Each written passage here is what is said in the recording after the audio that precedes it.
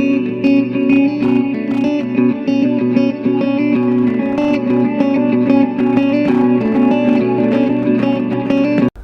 fellow patriots, welcome to Hope for Survival YouTube.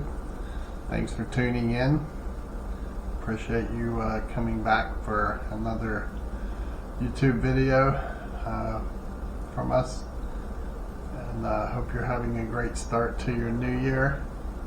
Temperature certainly changed for many of the locations in the east and southeast, so hopefully everyone's staying warm and you're surviving the sporadic power outages that are occurring and the torrential rains. So hopefully you're not flooding out. So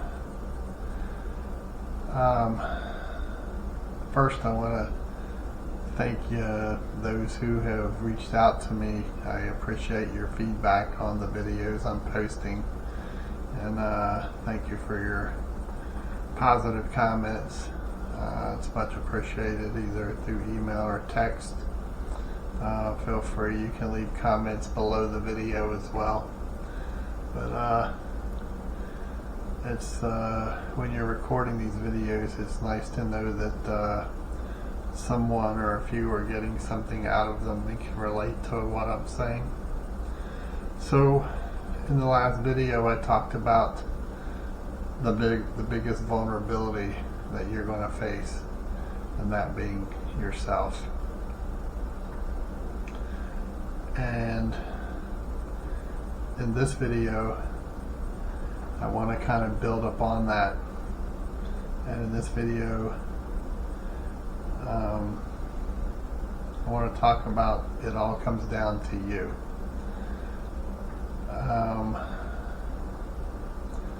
And I think if you really give it a lot of thought, you'll understand what I'm saying, and you'll agree that it's all going to come down to you. How well you've prepared, how well you have built plans, and how well you have worked with your neighbors and your community to identify like-minded people, and also to identify people in locations around you that could be problem areas, potentially folks who didn't prepare, high crime areas, and so forth.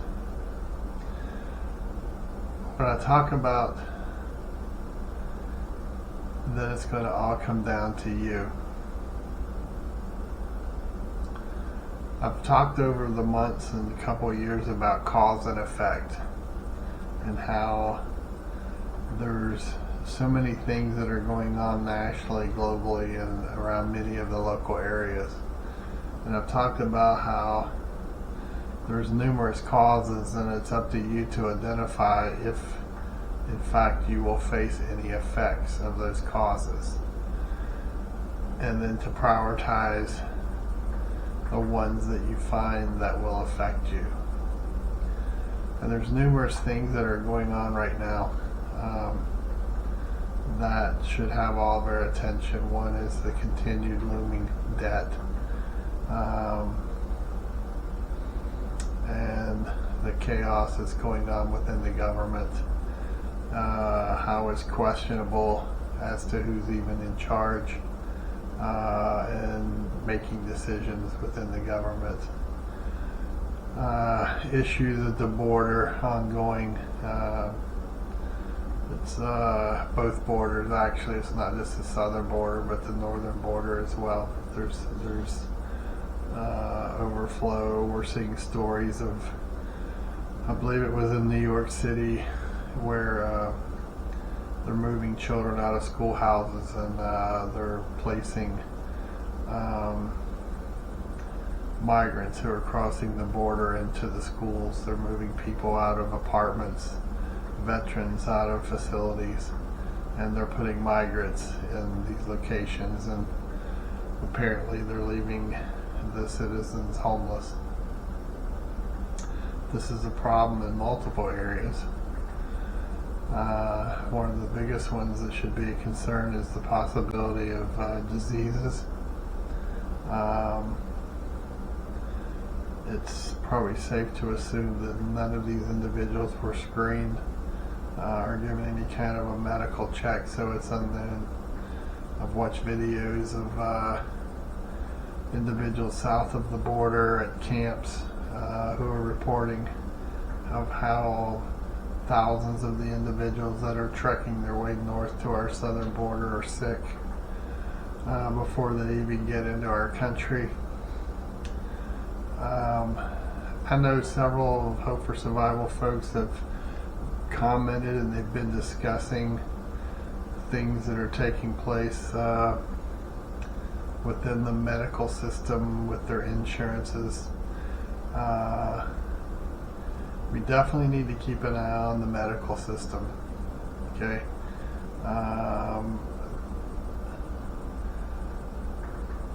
I have in the past referred, I talk about commonalities, and that's if you have 100 people or 1,000 people or 1,000,000 people, looking for a commonality that would link those people together. And when I look at citizens of the United States, one commonality that we have is our medical system, and how easy it would be through a change of laws at state levels, rewriting laws and getting the states to sign them, to basically grant control of the state medical system, license of physicians, giving that authority over to say Department of Health and Human Resources as one example. This would have a huge effect on all of us. So there's a cause and there's an effect. Another cause and effect right now is we've got to keep a close eye on the banking system. There's some sporadic reports out there. I haven't had time to really look into them. As you can tell, I'm on the road again, so I'm recording this from my home away from home in North Alabama again. So my time is kind of limited to spend a lot of time researching things at this point, so I'm basically just taking notes and listing them, that when time is available to me I can look into these things more. So there have been some sporadic reports of banks and communities not having cash on hand when people have gone into withdraw a couple $1,000s. So keep an eye on that. Something else you really need to give thought to, I do as well, are individuals who are retired and on fixed incomes. Anyone who is dependent upon checks that are coming from a single source or point, meaning the federal government as an example. You may get a Social Security check, you may get a disability check, you may get a military retirement check, you may get a VA disability check. They're all coming basically from different accounts within one source, that being the government. And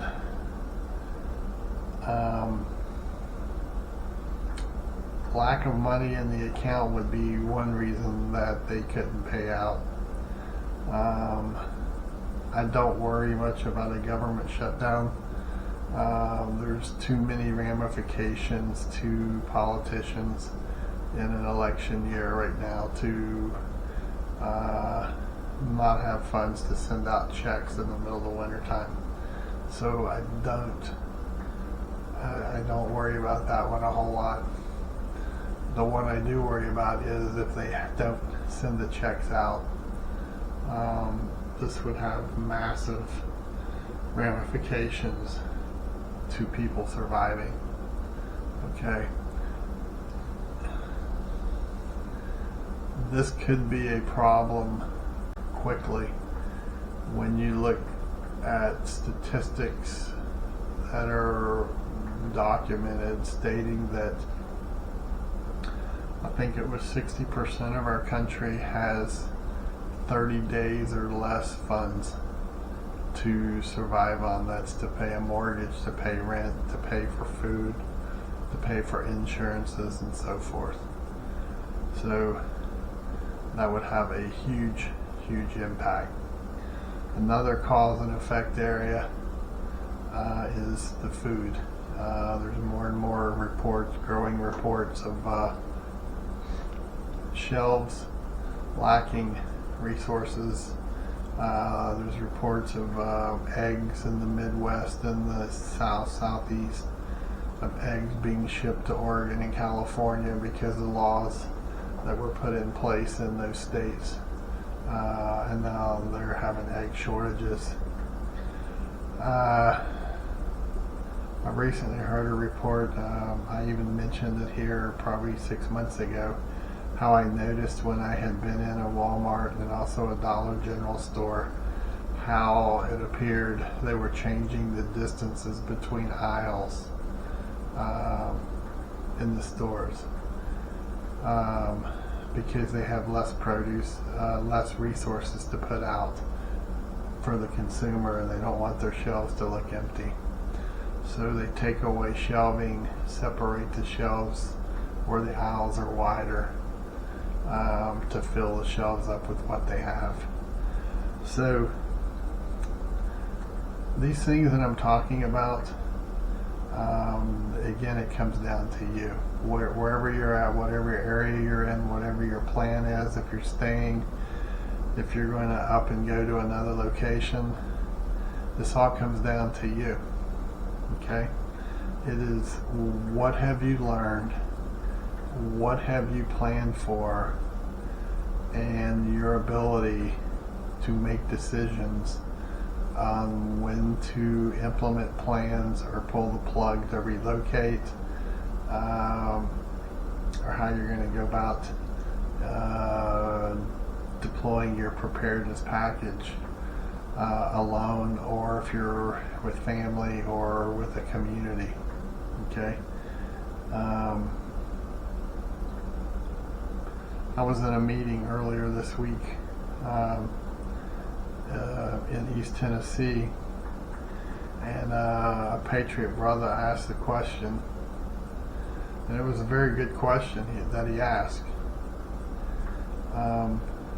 Based on everything that's going on right now, what did we, the others in the group, what did we believe would be the first thing to happen that's the biggest threat to us? Again, it was a great question. And without hesitation, I blurted out my neighbors, the people around us, because again, cause and effect. If you have properly planned and you have resources to get through 30 days, 6 months, a year, or longer, the effect on you is not going to be as harsh as the 90% who have prepared and have 3 days or less food in their homes. And the closest threat to you is going to be those around you who are without. So again, it comes down to you. Have you given it thought? Have you completed the threat matrix that I showed you several months ago that you should be doing for global, national, and local threats in your local area? What are the 5 biggest threats you've identified based on that 30-day period? And again, it could be an EMP, it could be a CME, it could be an attack on our country. It could be numerous things, but it's going to come down again to you and how well do you know the environment around you, your 5-mile radius that we talked about. How well have you planned for it, and how well are you going to be able to manage through it?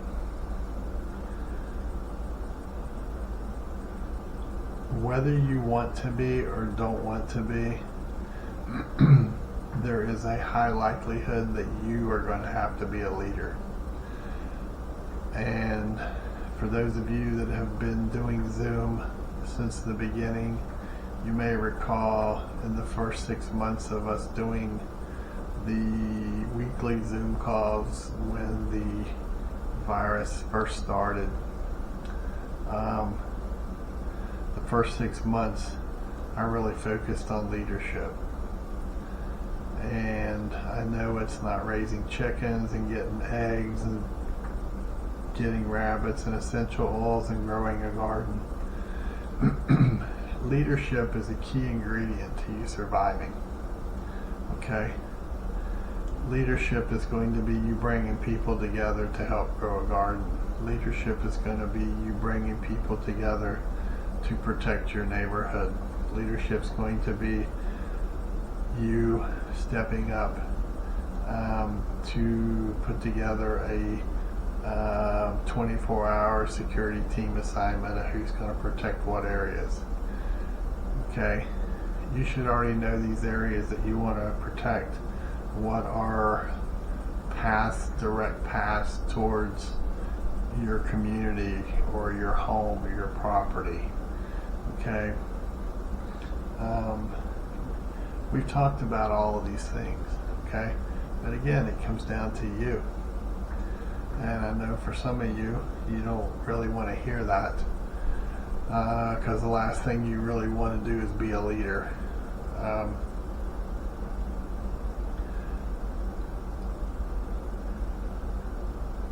Making a decision that's wrong is better than making no decision at all. And if you have prepared, you are going to have answers that many will not have, and they're going to look to you. All right, whether you like it or not, they're going to look to you, and many are going to grow to depend on you as what you say is authority and what you say is kind of the gospel, if you will, to right and wrong. All right, you're going to have to think on the go, especially if you did not build plans. It's going to all come down to you. Last Saturday, Miss Lucy and I and 6 or 8 other Hope for Survival Patriots, we attended a celebration of life for a Patriot brother who left the earth and went on to a better place with a healed body. And it was very interesting to hear some of the speakers speaking at his service. And one of the big things that 2 of the speakers talked about was how this person was a warrior. He was a protector, whether it was to his wife, his family, the church family. He was always a protector. He let other people who were patriots know if they needed him, he had their back. But it was also interesting to hear them talk about how he had plans, how he had documented how they were going to do things. And if he's looking down from above right now, hopefully he could see the smile on my face to hear that at least I know one person had built plans. Plans are essential, okay? It tells you how you're going to do tasks, especially when you're stressed out or you've been up for 30 hours and your brain's not functioning. You have that process documented to tell you how to do it. And again, it comes down to you. See? So, as the ball continues to roll towards the pins, and you and your community or you and your family are the pins, how well you have prepared and can think on your feet and have planned is going to be the difference as to if that ball is going to be a strike, a gutter ball, a split, or however you're going to survive that hit. And it could be financial, it could be medical, it could be numerous things. But the single thing I think that you're going to have to deal with probably the most is going to be the people around you who are hungry. Okay? And you're going to have to be the person that makes that decision as to how you're going to handle it. Okay? It's 10 degrees. It's been sleeting and now snowing. And you have a male, a father, and a wife, and 3 kids standing on your porch with icicles hanging off their hair. They knock on your door at 2, 3 a.m. They're freezing cold and they haven't eaten in 2 days. How are you going to respond? How do you not know when you open that door to bring them into the warmth? Someone knocks on your back door and there's 15 to 20 more of them coming into your house now to take it over. This is part of setting up your security in depth, knowing who's around you, building a security plan, your 5-mile radius. Okay, I'm not going to go into it all here. You should already know these things. The whole point is, it's on you. Okay? So last video I said that you are the biggest vulnerability you're going to face. Hopefully you understand now in this video why I made that statement. Because it all comes down to you. It all comes down to me. It all comes down to each of us. Right? And that is, how are we going to handle what we are faced with? So, for some of you, I know you'll find that motivating. For some of you, you may shrug your shoulders. I don't know how you're going to react to the thought of it being on you. But it's better to figure it out now than later, right? So,